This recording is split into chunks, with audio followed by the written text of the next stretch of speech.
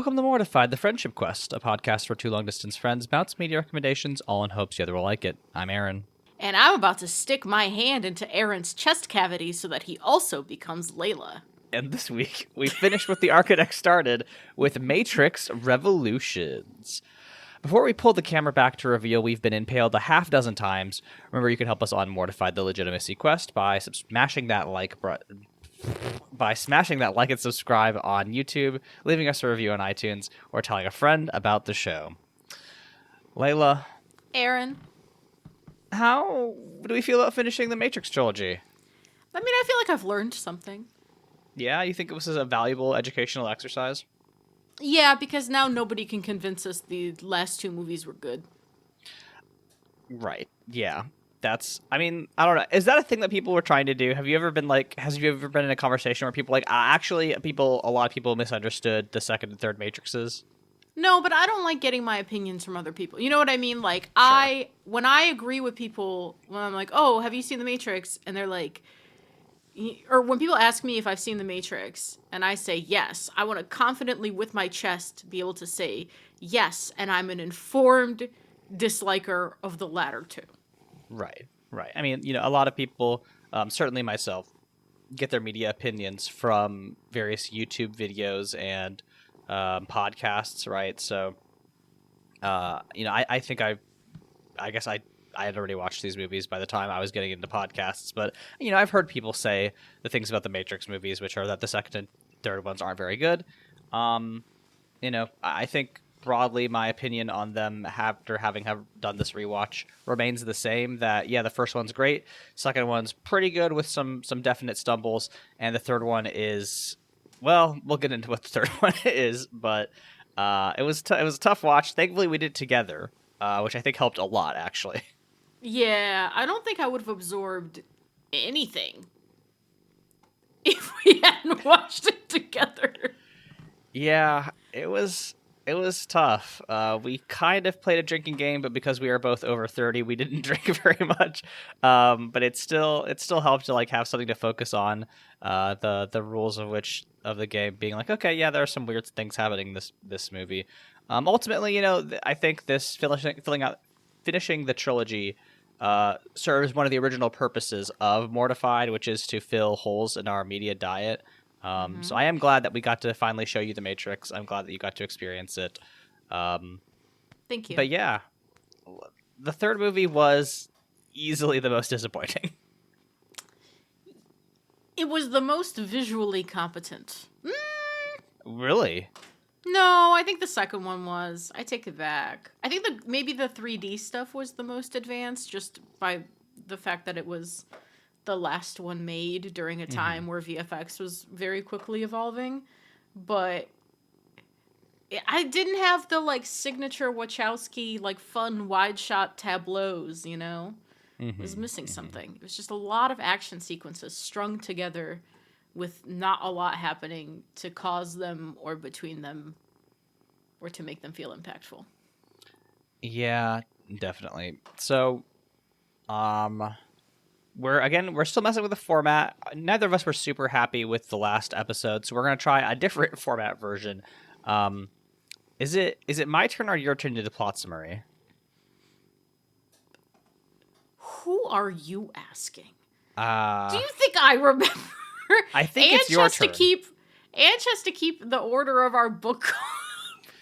That's a different thing. Ange's brain is like a steel trap. Anything can be trapped in that boy's mind. True. So yes, I suppose it is my turn. Do you want to do our 5-sentence summary? Yeah. Luckily for us, I do have in front of me in Post-it note form what happened in this film, so I can remember. The movie starts with both Bane and Neo in a coma on a ship that is not the Nebuchadnezzar, because the Nebuchadnezzar got blown up. Neo, despite not being physically jacked into the Matrix, is trapped in the Matrix because beautiful French cunty Merovingian has him trapped there as revenge for what happened between him and his wife. Therefore, Morpheus and Trinity need to go bust him out, which they do in a pretty anticlimactic scene. After Neo goes to visit the Oracle, Agents Smith show up to absorb her because everybody wants the Oracle's eyes in this movie. And while that's happening, Bane, parentheses, Agent Smith, wakes up in the real world and kills somebody that is part of the crew. Period. That's 3 sentences. I've wasted too many sentences. Yeah, I was going to say, you're burning through these sentences here. There's burning so much shit left. Fuck. It's fine. Most of the movie is happening when Zion is getting physically attacked by the machines. A lot of attacking is happening. It's Zion. Semicolon. Does anything important happen in Zion when they're getting attacked? Not really. A lot of people die. Period. The plot moves on Neo and Trinity's quest, comma, on which Trinity does die, comma, and Neo has to go to the Machine City to confront the Machine God and help him kill Agent Smith, comma, which he does inside the Matrix. And even SparkNotes doesn't know how it happened. Period. Okay. I mean, that's 5 sentences. That's pretty succinct. It was creative. It was a creative interpretation of what a sentence is. Hey, listen, that's what the 5-sentence structure is for. Shout outs to Just King Sit Things who invented that, and it's a good time. Yeah, so Yeah. You have created a little mural for us to look through the plot moments that have happened across the 3 matrices. Yes. And we're going to be using that to help guide our conversation, but like in general, how would you like to structure the rest of our talk? Because it's going to be really, I just feel like it's really hard. There's not a lot of key moments that we can draw from. No, so here's kind of the angle I'm interested in, right? Because the thing about the matrices is that the first movie does not do a ton of setup for the second movie, and the second movie does almost no setup for the third movie. So that when things happen in the third movie, they don't matter.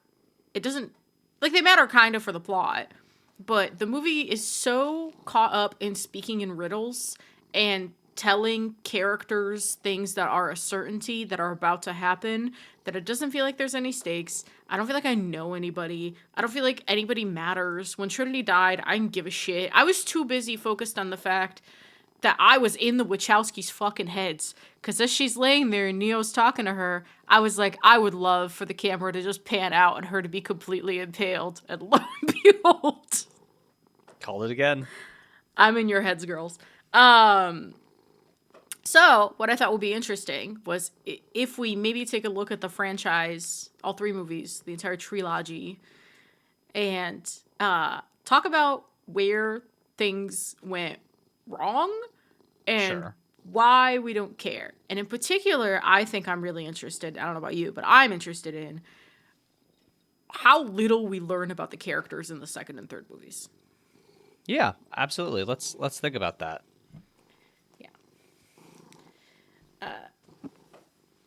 If you hear purring in the back, by the way, my cat has decided he's just so needy today. And so he is very important. He's kind of the third host of Mortified. He's featured in many, many episodes. So we need him. We need him on air. He sure is. He is the third host of Mortified. So to go back to the Matrix, the first Matrix, the one that we love, where Neo learns Kung Fu. Mm-hmm. I feel like that, especially reading the SparkNotes today to refresh myself on what happened in all 3 movies. And by the way, thank you, SparkNotes. SparkNotes, invaluable resource for summaries of everything. The whole movie is kind of about Neo getting thrust into this position and having to cope with becoming the one. And he does actually have to struggle with whether or not like what it means for him to be the subject of this prophecy a little bit, right?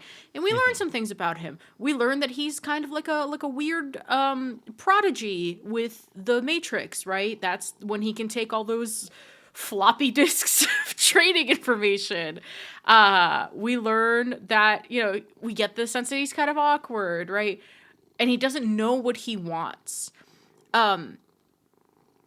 But I feel like that's kind of the end of us ever learning anything about him. Yeah, his character doesn't really expand beyond that, right? His whole arc is he wants to he thinks maybe he's the one. He doesn't think he's the one because the Oracle told him that he's not, but he has to sacrifice himself to get Morpheus. And then he becomes the one by, you know, he's beginning to believe. He takes on it on himself to warp the reality of the Matrix, and then he just keeps doing that. Like when we're thinking about character plots and structures, right? Like Mm-hmm. what does he want in the second and third movies? Like this, we talked about this in the last episode, but like he wants to save Trinity in the second one, and he does, but like it's not really a motivating factor in any of his decisions. Like it doesn't move him, right? I've been following along with A More Civilized Age's coverage of the Revenge of the Sith novelization Mm-hmm. by Matt Stover. Very fun book. Shoutouts to AMCA. But one thing about that is like Anakin, right? His whole motivation in that novel is to save Padme from his dreams, right? And you know that drives him to make all the terrible decisions that end up making him Darth Vader. And here in Reloaded, you know, Neo he does what the Oracle tells him to do, right? And I mean, I think this comes into the conversation that this franchise is trying to have about choice, right? The only thing that he really chooses to do is to save Trinity, which he was going to do anyway, which the Oracle tells us he's going to do, which we all know he's going to do because he's not going to let Trinity die. Um, and I don't think it really. I mean, I guess it propels the plot along in that it forces the ultimate battle with the machines, right? It doesn't reset the Matrix. But then when we Right. get to Revolutions, he wants to go and, you know, meet with the machines, I guess. His final conversation with the Oracle is like, you got to do something about Smith. And Neo's like, okay, I'm going to go talk to the machines. And then he does. And they work together to beat Smith. And that's fine.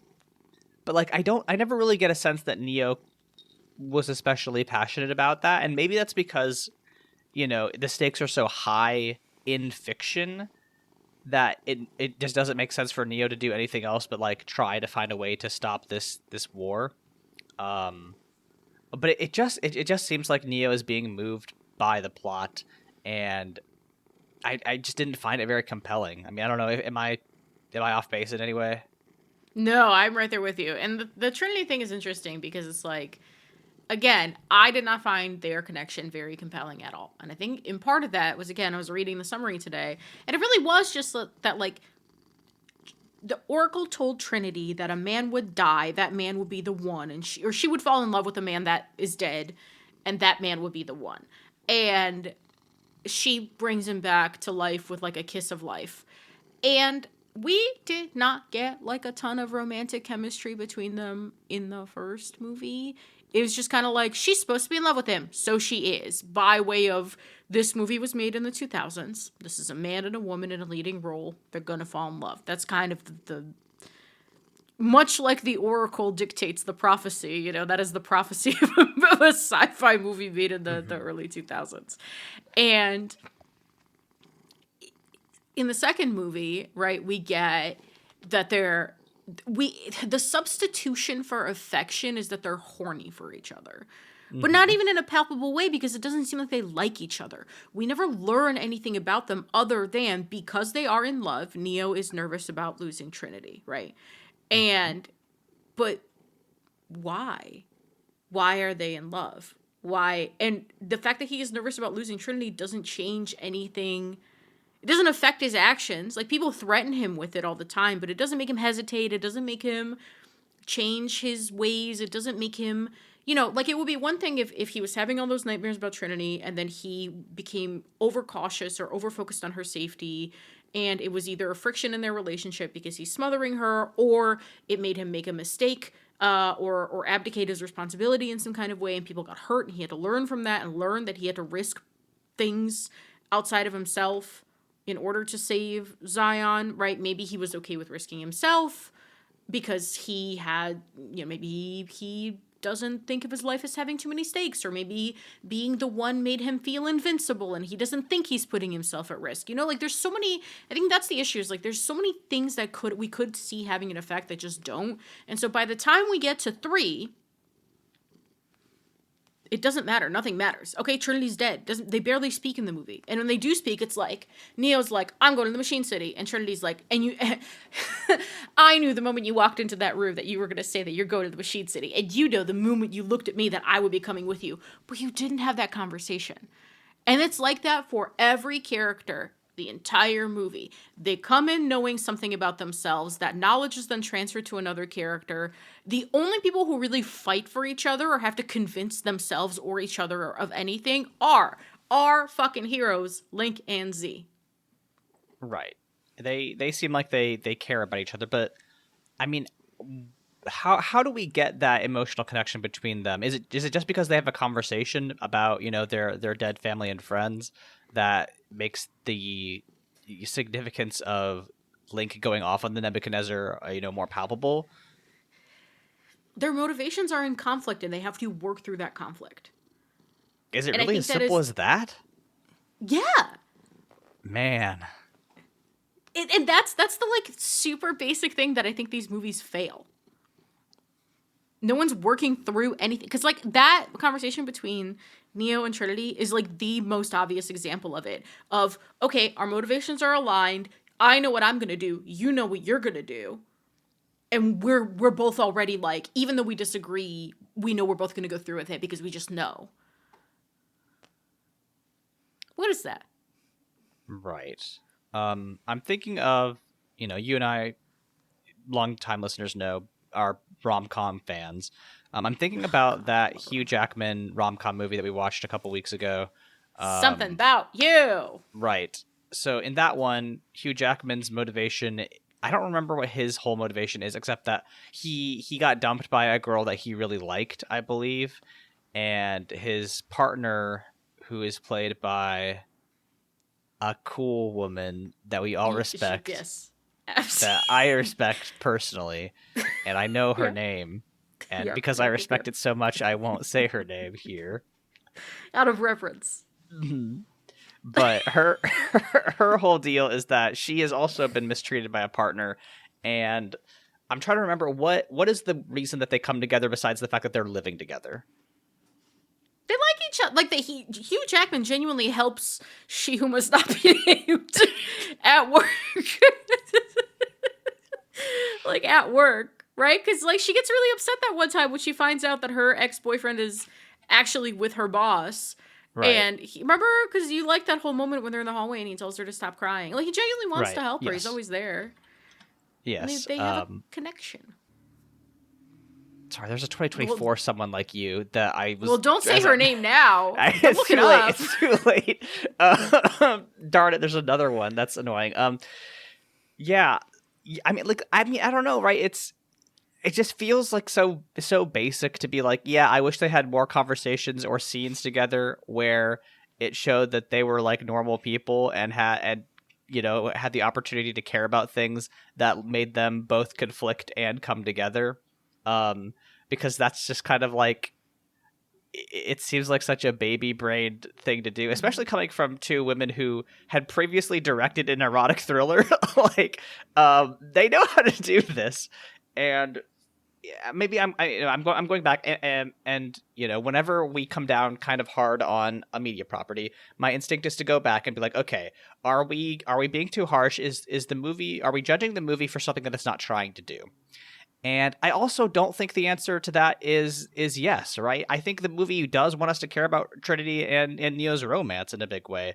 They spend too much time on it. They toss around their love as a critical part of the structure of the story, too much for us to just be well, this is an action movie. I wouldn't be too mad if Godzilla versus Kong didn't have a compelling love story because it's not really what it's about, right? But this is an action movie that is also trying to do other stuff. But we are compelled enough by whatever's going on between Michelle Rodriguez and Vin Diesel in the Fast franchise. That's true. We can believe in an action movie that those two people care about each other. So again, why do we do that though? I'm trying to why do we because think we've that they seen them have dinner and we've seen them talk about things that are not just the mission in front of them. I don't know what Trinity and Neo would talk about at dinner. Other than what they know, like I feel like dinner between them is just acknowledging the inevitability of what they are about to eat. Right. That's the thing. Neo, we know a couple things about Neo, which is that he likes computers. At some point, he learned kung fu. And he sure fucking did. And 3, he's the one. And like, that is not a super compelling, you know. You see a man who has those 3 things on his hinge, and it's like, okay, I don't know about you, brother. I really need something more to grab onto, and I just, What do we know about Trinity? Right, even less. We know that she hacked into the IRS database once, which is cool. I wish we learned anything more about her politics, or you know, the reasons why she became a hacker, or why she joined up with Morpheus, right? But like we don't get any of that because the movie's not interested in that. It wants to do pseudo philosophy at us, which is fine. I'm spinning my wheels because it feels like such a basic misstep to be like your characters need to talk to each other and have fun. You know, in the few books that I've written, I always try to have scenes of characters doing shit that's not like, you know, the dumb military shit that I like to write about because like, you know, that's compelling, right? It gives you something to latch on to, you know, and I don't even think I especially do it very well, but you know, this is kid stuff. I was going to say, these 3 movies are functionally about faith.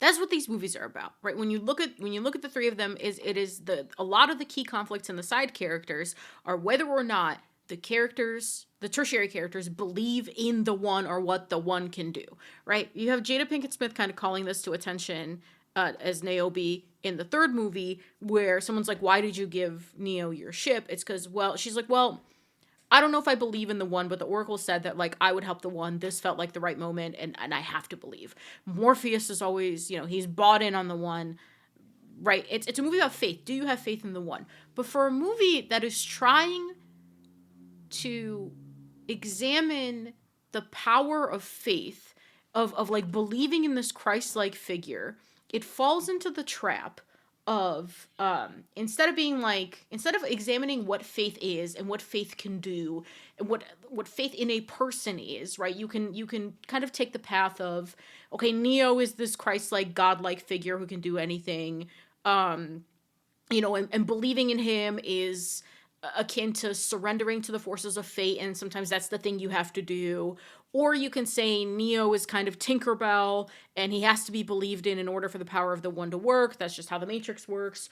Or you can take the reading that I would love to take, which is like, Neo is nothing without people believing in him, and the only reason he can do what he can do is because other people enable him to focus and to become a savior figure, and his internal conflict throughout the 3 movies is figuring out why he wants to go through with this, and put himself and people he loves in harm's way in order to fulfill his quote-unquote destiny.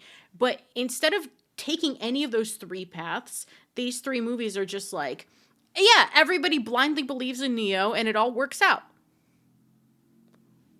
What is that? That's nothing. I mean, I'll push back in saying that people believe in Neo because they've seen him do miracles, Matrix miracles, but miracles nonetheless. So there is an element of like, mature miracles, yes, right. There's an element of seeing Christ, you know, feed the 5,000 there, which is like, okay, yeah, we know that this guy has done some incredible things, but if we are focusing in on faith, I would like. In some of the better movies that I've seen about faith, you know, I'm thinking about Wake Up Dead Man. I'm thinking about Silence with Liam Neeson. I think there is an aspect of like already having that understanding of religion built in that you can bring to those movies, like to be like, okay, I have a cultural and historical understanding of what religion means in this context. So when somebody is saying you have to step on the figure of Christ, and then them doing that and having to process what that means for their belief, your audience kind of has an understanding of that. It's a little bit more difficult for us to bring that understanding to the Matrix, because we don't have that historical context. Um,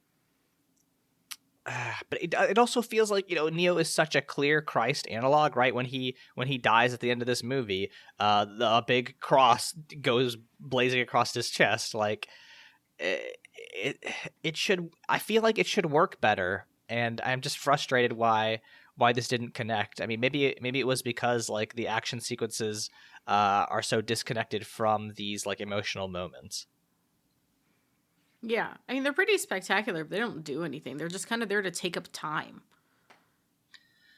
Yeah, like you mentioned this while we were watching this, but like there's a couple major action sequences. There's the defense of Zion, the battle at the dock, and then there's the Neo Smith fight, and basically that's it. I mean, you could count the like Trinity getting blown up while she pilots the ship moment. You could talk about the Smith Neo fight when Smith is in that guy's body and he is trying to fight Trinity, and they have the action sequence that is all in flashing lights that I could not look directly at. Um, that I mean, those are action sequences, and I actually I don't know, of all those mentioned, I think the one with the guy Smith in the guy's body is the most tense because there is a threat to Trinity there. And really the tension comes from the fact that like I love Carrie Ann Moss and I don't want her to be hurt. It's less Trinity. It's more just I think Carrie Ann Moss is great. But yeah, I mean, when it comes to those action sequences, what are they actually doing in this movie? What purpose do they serve besides being set pieces? Or is that the point? Or, again, am I criticizing this movie for something it's not trying to do? No, because it is trying to do something. And I think it's good that you bring up the Bane one because that is an action sequence fought in close quarters in the real world that is one proving out that Agent Smith can pop up in the real world now, right? It changes the stakes dramatically that you don't just have to be plugged into the Matrix for him to come after you. Two, Neo Neo has some of his the one powers IRL, but we don't know what the extent of his the one powers are IRL. Like, I don't think he could liquefy his hand and get a bullet out of Carrie Ann Moss again. At least I don't think so. But again, this fight would be more dramatic if we knew he didn't have any of his the one powers in the real world. But it gives Trinity something to do too, because she ends up turning off the lights and kind of helping out. And Neo loses his eyes. It's about blind faith, right? He has to believe in what he's doing.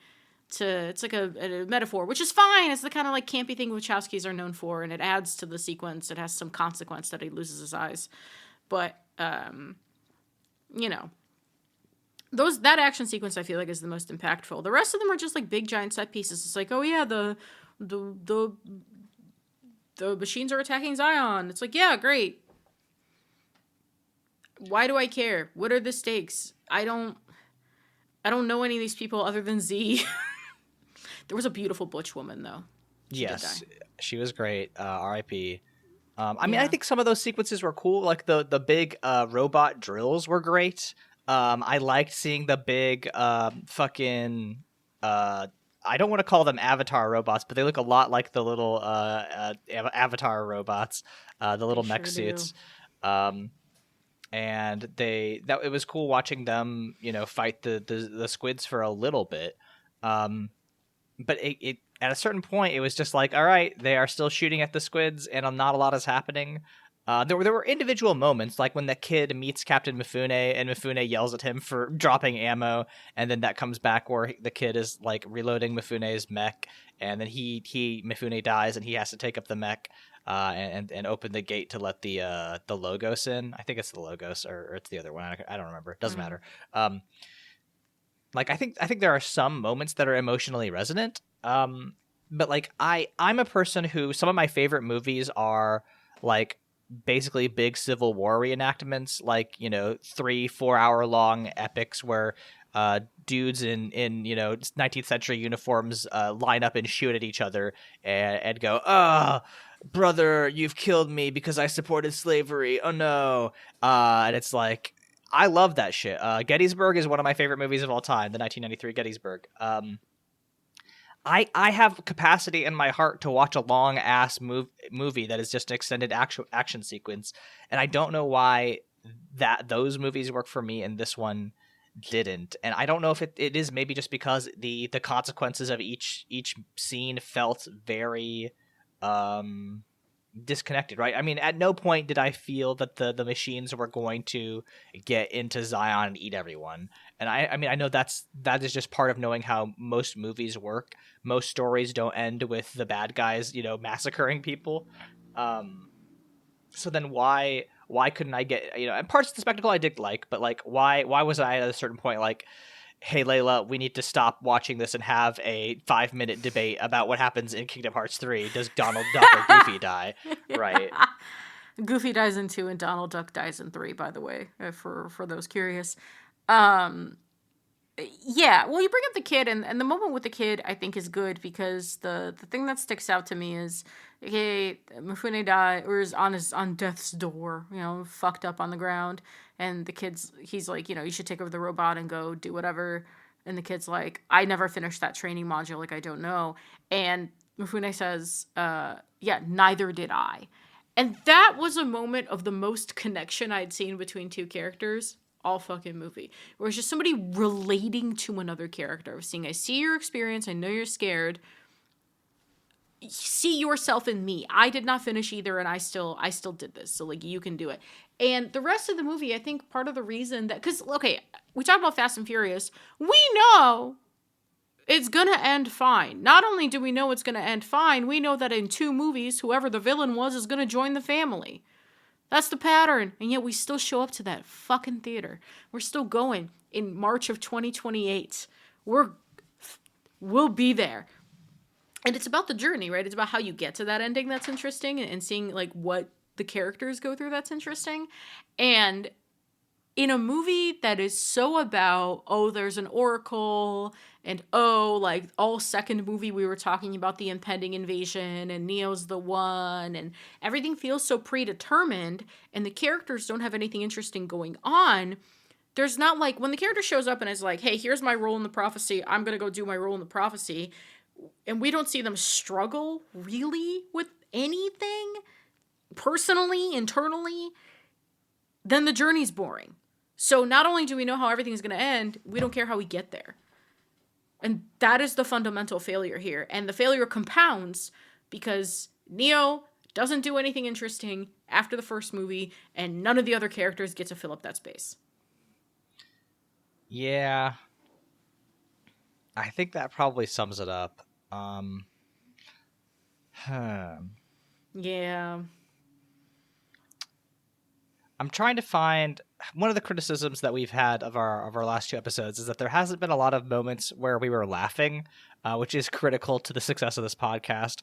And I'm trying to think about we like giggled. what. I mean, yeah, we were having times. fun. No, I'm having fun. In this episode, we've giggled a couple times. Yeah.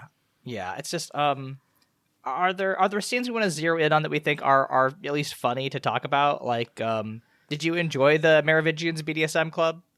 Brother, we didn't laugh once last night. We laughed. We were arguing about Kingdom Hearts 3. Yeah, this is maybe a tough movie to find levity in because it is just such a slog in its parts. So boring. I mean, I don't know. I watch Jupiter Ascending again.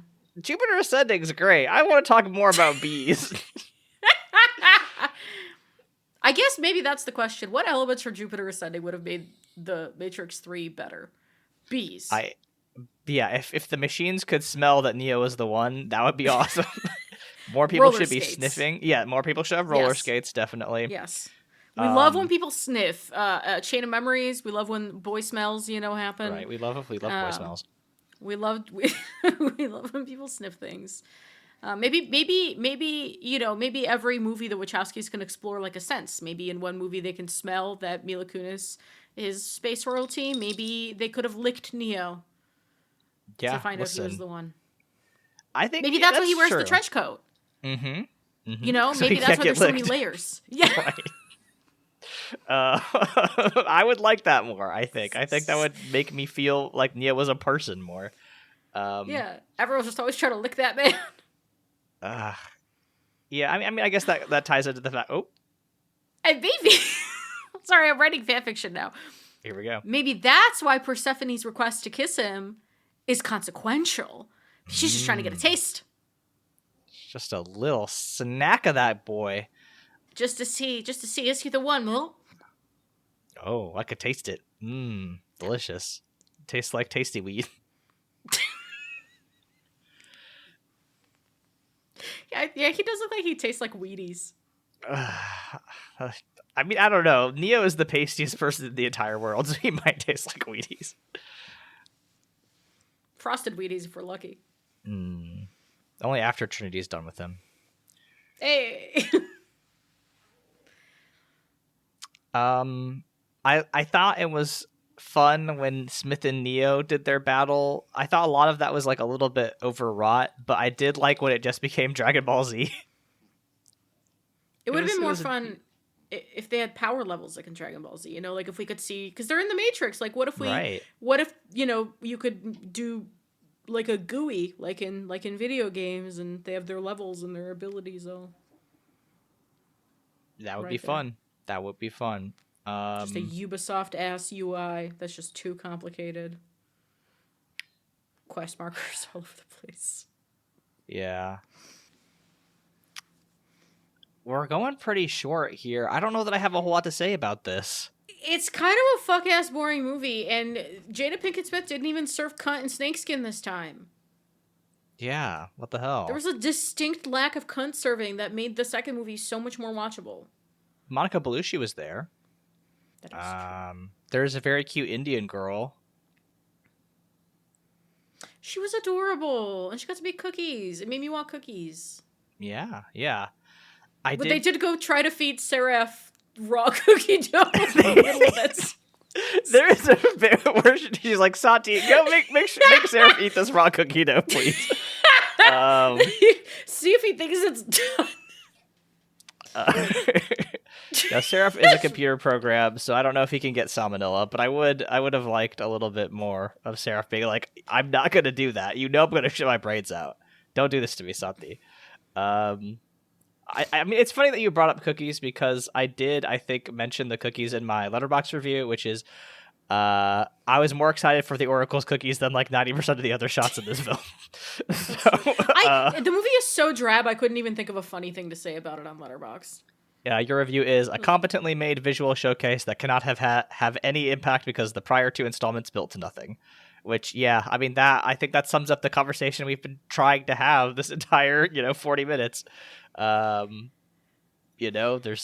just hard. It's just hard to grab onto anything here, which is very frustrating. There wasn't any, like, in the first movie, there was so much to laugh at. It was so joyously weird. And we laughed less and less as the movies went on, because they became more self-serious and Right. pseudo-philosophical. Oh, good thing we don't have to deal with any more philosophy on this podcast, right, No. Leyla? Mm-hmm. So what are we doing after the Absolutely. Matrix? What are we doing after the Matrix? Here's the thing. This was not my idea, to be clear. This is all Leyla. No! Okay. I will not be taking the sole blame for this. Because I did encourage them, you but... did. Yeah, you did buy into this pretty enthusiastically. Enthusiastically is not the word I would use. The kind of energy that I brought to this idea. No, the kind of energy I brought to this idea is the kind of energy I bring to a new Avatar or God's Not Dead movie, which is like resigned, grim fascination.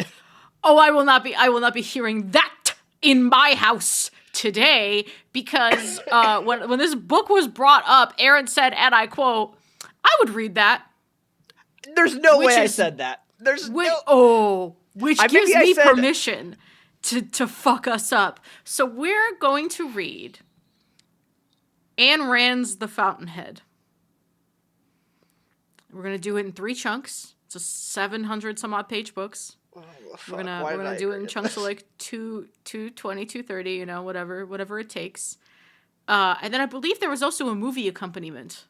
Yes. I mean, I think that's how we got onto it. Oh, yes, Megalopolis, which I think will be a great segue after The Fountainhead. Yes, so we're gonna read The Fountainhead so that we go into Megalopolis with an objectivist lens. Mm-hmm. This will drive us mad. And then maybe we'll play Bioshock. This is gonna kill me. This is gonna drive. I think I'm immunized. So what our listeners don't know is that I did used to be really into Ayn Rand in high school. I've read all of the books. I've read them all. I've read Atlas Shrugged. I've read The Fountainhead. I've read Anthem. I think there's also like a fourth one. It's green, if I remember correctly, because Anthem is yellow, Fountainhead is red, Atlas Shrugged is blue, and I think there's a green one. I'm forgetting what the name of it is. Read them all, though. Because when you're an edgy teenager growing up in kind of a troubled home, the idea of only relying on yourself and pulling yourself up by your bootstraps is kind of appealing. Boy, am I excited to see what that crazy Russian lady wrote now that I'm an adult. I am so afraid. Like, I was like kind of your shepherd through the Matrix, and I was like, okay, listen, it's not, you know, the first movie is personally very dear to me, and the rest are kind of like iffy. You know what's about to happen, and I don't, but my asshole is so tight you couldn't squeeze a penny into it. What are you? What are the world's worst gotcha? The shittiest piggy bank. Why am I in this metaphor and in this economy? Why am I squeezing pennies? Actually, Donald Trump didn't tell you all this, but like he's eliminating the penny from the Federal Reserve, and the only way we can destroy pennies is if you shove them directly at my ass.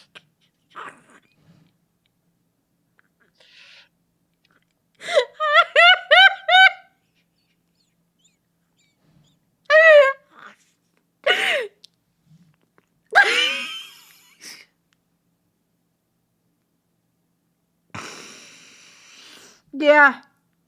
Yeah. Mm-hmm.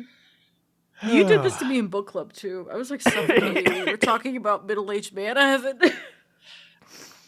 Anyway. Yeah, first movie, fantastic. Second 2 movies, diminishing returns. Yep. But I'm glad we did it.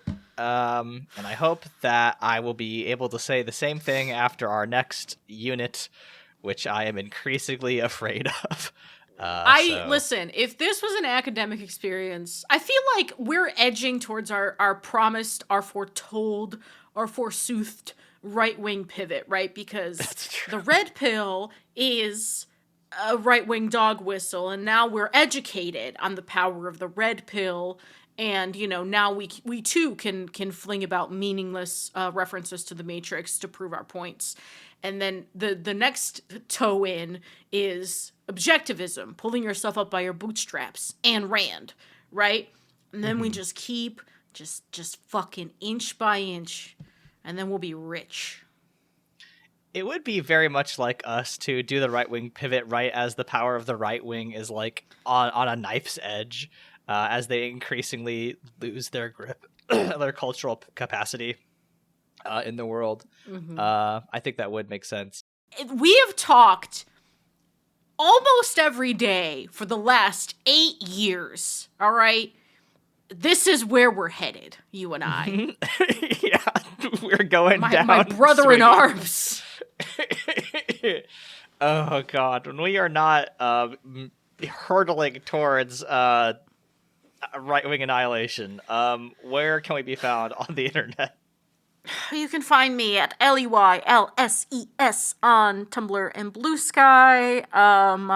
My thing I recommend for this week is I listened through the entire Linkin Park discography because I got into my feelings about Chester Bennington, and I know we all love Hybrid Theory and we all love Meteora, and of millennials of our age love A Minutes to Midnight.